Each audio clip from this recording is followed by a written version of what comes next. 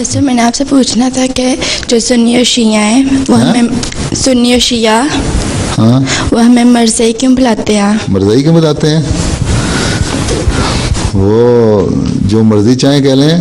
अल्लाह ताला तो कहता है दूसरों के वो नाम ना रखो जो पसंद नहीं करते हो, हैं? हदीस में भी अल्लाह ताला ने कहा, आंसर ने फरमाया हैं।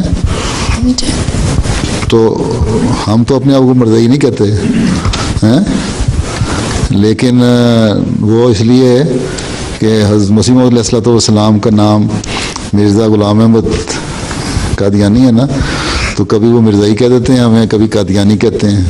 हम अपने आप को अहमदी कहते हैं। कादियानी तो वो है जो कादियान में रहने वाला है, या जो पाकिस्तान या सब कॉन्टिनेंट में रिवाज है, जिस शहर का रहने वाला हो ना, उसको उस शहर के नाम के साथ बुलाते हैं।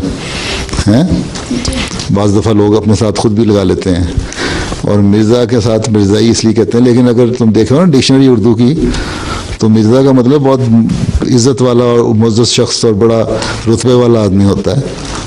तो अगर वो कहते हैं हमें तो अच्छा रुतबा ही देते हैं, हमें क्या फ़र्क पड़ता है?